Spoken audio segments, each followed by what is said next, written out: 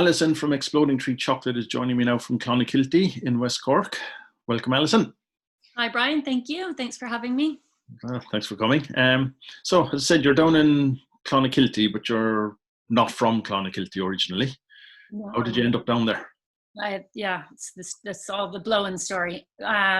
We've been here, so I'm Canadian, and my husband's English Australian, but we've been here for about 13 years now. Okay. So we came over from Australia to a house that we could use, a summer house, and my husband had never been to Ireland, and I'd only ever been to the north. So it's a friend of his mom had a house in Inchydonny Beach, and we had no idea that we were headed for Inchydonny Beach. And my husband's a musician, and we didn't know anything about Debarras and music culture here and everything. So we came, and we were meant to come for 6 months after we got married, and we just stayed. So it's like a long honeymoon. We're just staying and staying. Now I've got a little Irish baby son who's not a baby anymore. And things are just growing. And I think that's kind of why the chocolate business has grown as well, because I thought when I was in Canada, I was always thinking it was something I was doing on the side as a hobby, or something, that I was going to grow out of, because I started when I was 12. It's really cute, and you'll do it for now and then you'll grow out of it. But coming somewhere where you thought you'd only be for a year or two, then you can do, I was doing markets and with no long-term commitment to it, but then it just was able to evolve slowly. And then by the time we decided to stay after kind of 3 or 4 years, I was all set up. So that's what I was doing. So it was natural for it to grow, but I don't think I could have had the strength of character to kind of just sit down and plan that it was going to be your life. And just like the pressure from society, there's a lot of, especially in North America, it's like there's a lot of pressure for, how much you earn and how you'll make a living and security and all that. And there's none of that in small business. So it's not exactly the lifestyle that I would have been brought up with. But at the same time, it's like, it's turned into the perfect fit for our life. So it works perfectly. I mean, there's nothing better really, like for I think a lot of people know that, like in small business, you're really flexible. So especially I think in small manufacturing, like we're doing bean to bar. So I can work out of the back of my house. So the chocolate factory, which is 20 square meters, was originally a granny flat that was attached to the back of the house, but it was all just concrete when we bought our house, and it attaches, there's 2 doors through to our house. So it's really convenient. And then with everything that's going on right now, not having a landlord and being able to kind of ride the ups and downs of everything, it's given me a lot of entertainment and security. So I'm happy to have something to do, and I'm also happy that I'm not in a position where I'm worried about losing a job or anything like that. There's a lot of people right now who are in really tricky situations. There's about 10 questions just came out of that alone. So you started doing it as, like I said, nearly a hobby here. So presumably you didn't have all the equipment and all that. How did you decide? Yeah. Did that become then a decision, I'm going to buy loads of equipment, or did it just kind of slowly start appearing in the house? Or? Yeah, well, what happened was, so when I was young, so I started doing the markets for fundraisers when I was 9 for Girl Guides and stuff, chocolate. And then at 12, I was like, right, I'm going to start a business. But at that point I was chocolatiering. So as a chocolatier, you use either the buttons or just big slabs of already pre-made chocolate. So that's what most chocolate companies in Ireland are chocolatiers, even the big ones, Okay. So they're bringing in blocks or buttons, and then you're tempering to reshape to make molds and stuff. But to do that chocolatiering, you only need, really, all I ever had was a bain-marie. So you have a pot of simmering water and the bowl on the top, and a spatula and a thermometer. That's your equipment, and then molds for pouring. So a few boxes of molds. The main stuff I have accumulated over all those years was molds. But it wasn't until I went bean to bar, that's when you really need the equipment. So that was 6 years ago, after we went and visited the farm in Africa where I get my beans. We went to bean to bar, and that's so then I need the oven. So that's just an oven, and that's my winnower, which is a big machine. But the biggest machine is the actual stone grinder. Okay. So that was kind of a big investment. It means I can't move. I've lost the kind of being able to move around and, go from place to place and work. You can't really do that with I've got roots. 300 kilo stone grinder sitting in the middle of the room now. Yeah. Even more roots than your family there now, or people. It's just a grinder. So I didn't know that definition of chocolatier. I always thought chocolatier was I suppose I never thought about it. It just seemed like more artisan, fancy chocolate, and I didn't realize that it's working from kind of pre-prepared chocolate.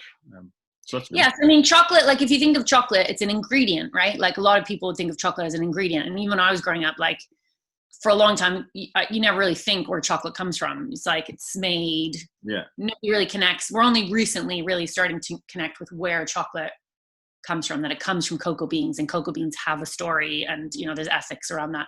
And it's like when I first moved to Ireland, the question was at Marcus is like, where's your chocolate from? Is it Belgian or is it French? You know, that's what people would associate. Yeah. But now when I do markets, people are like, oh, where do you get your cocoa beans? And they try to like trick you out into asking you harder questions and asking you about your sweeteners. So it's starting to kind of come into the general consciousness that there's an ingredient behind chocolate. But like if you think even this with the Industrial Revolution and the history of chocolate itself, like, you know, it's only been 100 years or a bit more than 100 years that we've been even able to manufacture chocolate with this big stone grind and big grinding machines. And for years and years and years, it was only 3 companies that made all the chocolate in the world. So small chocolate has always been like a way of bringing these big blocks of chocolate to a local area and making something beautiful from them. So I kind of always say it's kind of like carpentry. So you know, you don't have to make the boards to make the cabinet.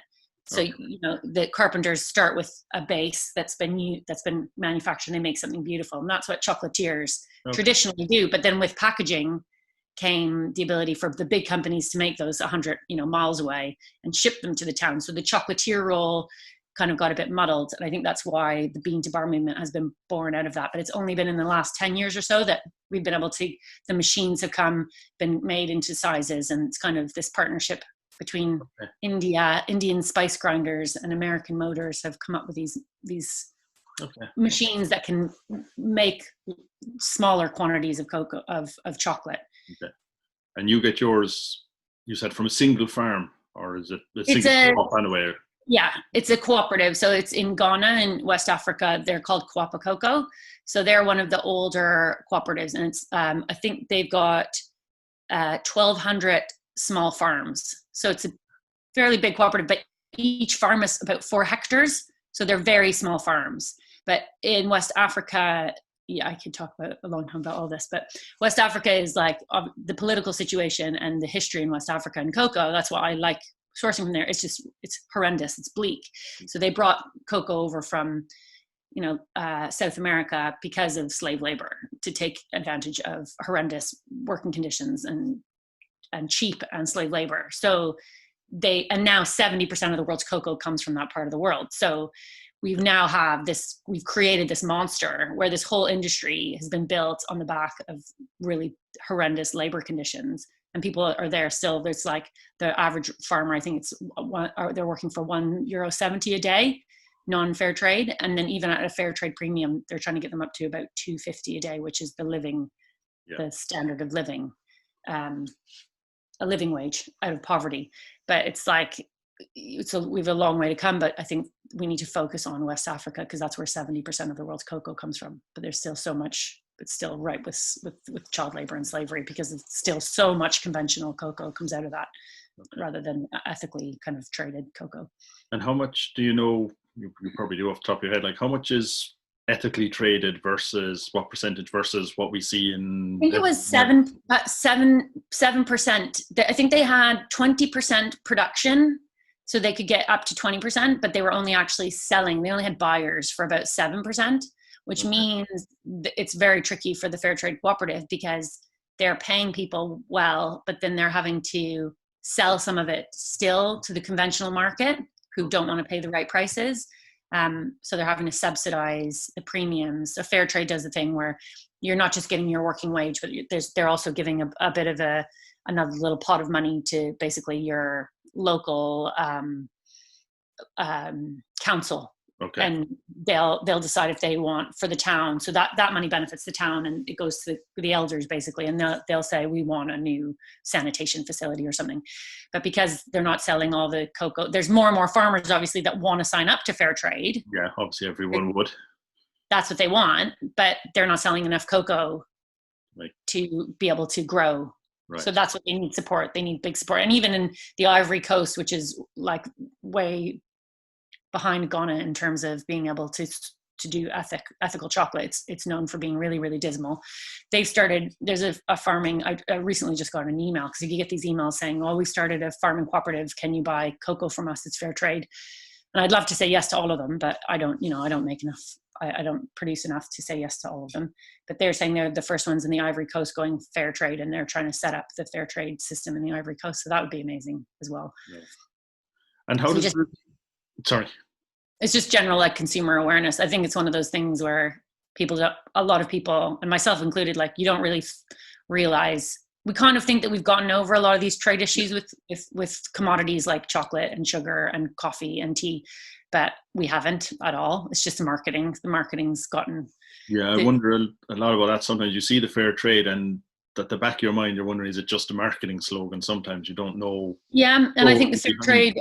Yeah, the fair trade brand, like I'm a fair trade, I work with our local like volunteer committee for fair trade towns, but like, so I know a bit of the ins and outs on how fair trade's working, but the like one thing that they have acknowledged is like, how are they doing with their branding, and like, what are they communicating? Because a lot of people think, oh, fair trade is either like, there was some early associations with it not being high quality. There's also some early associations with it maybe not tasting as good. And then there's also associations with like, is it just a branding exercise? Because now there's so many other certifications, and some of them are a bit of a hoax and some of them are legitimate.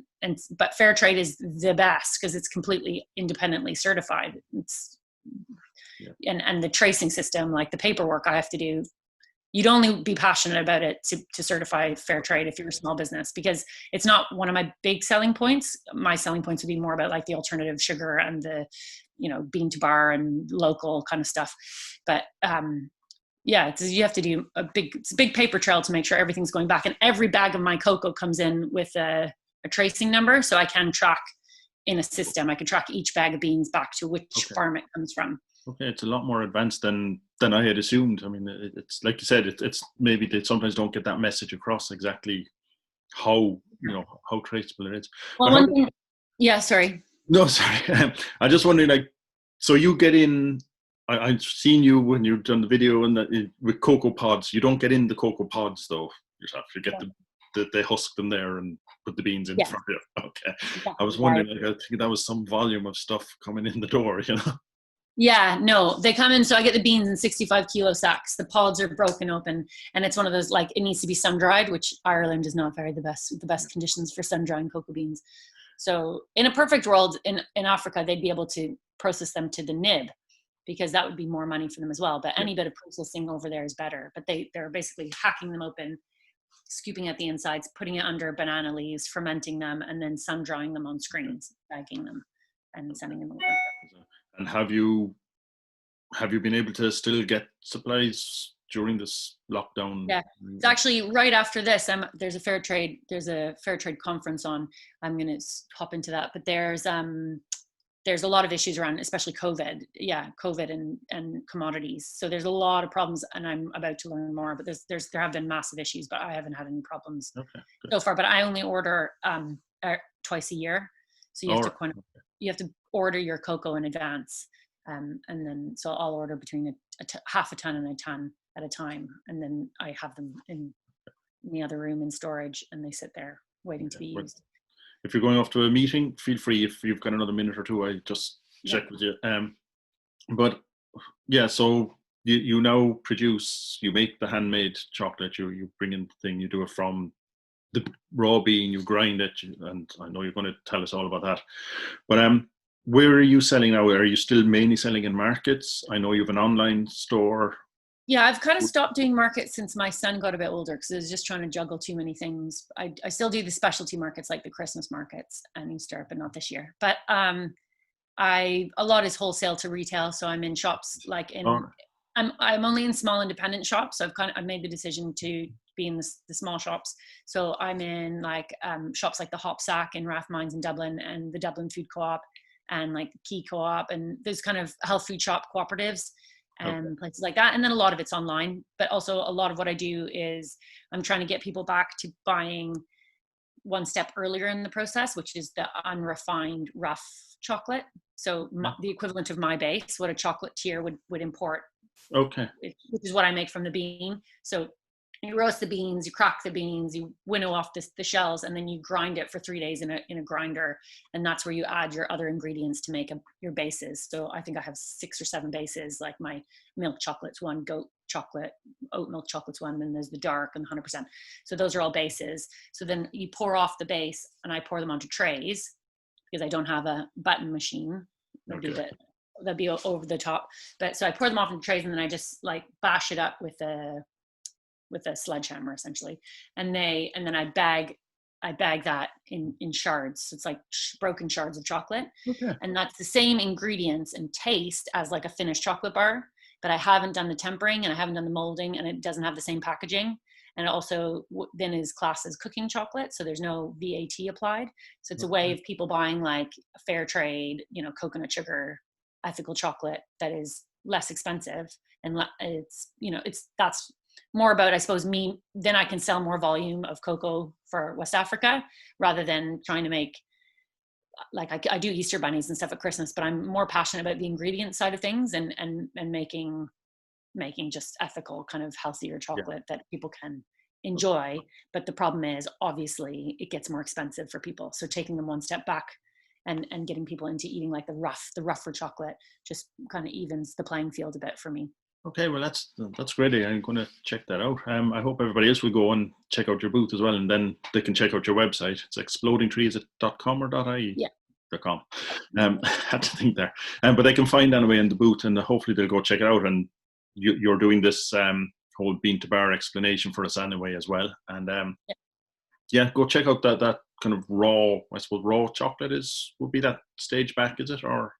How would you? No, so raw is chocolate that hasn't been roasted. So I roast all my chocolate, but raw chocolate's generally either made from like a raw cocoa powder or unroasted beans. But there's only really one company in the UK that I know of that's actually making raw chocolate from beans. But it's like bean to bar is generally a roasted chocolate, and there's a roasting process. It's called it can be called, so that base chocolate's often called either base, or that's when they say couverture.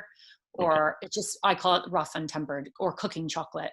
So cooking chocolate is like another one of those words that's been thrown around that people have bad associations with. But it just means, if you see cooking chocolate, if you go to your local health food shop and you have a favorite kind of chocolate, like I'll say, for instance, Vivani, they're a pretty ethical business. They also have a range next to their normal bars of bars that say cooking chocolate. And the cooking chocolate will always be in a larger format, and it will always be plain. And that means that you're not paying tax, which is incredible because it's classed as an ingredient, but you're still getting the quality from, check the ingredients obviously, but you're still getting, cooking chocolate doesn't mean you're getting a poor quality chocolate. It means you're getting a base chocolate. It means you're getting one step earlier, and it's like made for cooking. So right now in Ireland, that's why people are still doing it, really, because it's you save 21% when you do it that way. So it's making chocolate that's ethical more available, but equally you can get cooking chocolate that's rubbish in the grocery store that tastes like crap. But so something to look out for when you're shopping for chocolate. No, I didn't know this. Like I said, cooking chocolate in my mind still has that whole thing. So hopefully I've learned a lot. I hope everybody else watching has as well. It's fascinating, and I'm going to be taking more notice of where the chocolate comes from and what chocolate I get and stuff from now on. So thanks for talking to me. Hopefully. Yeah, I was just gonna say one thing just on that too.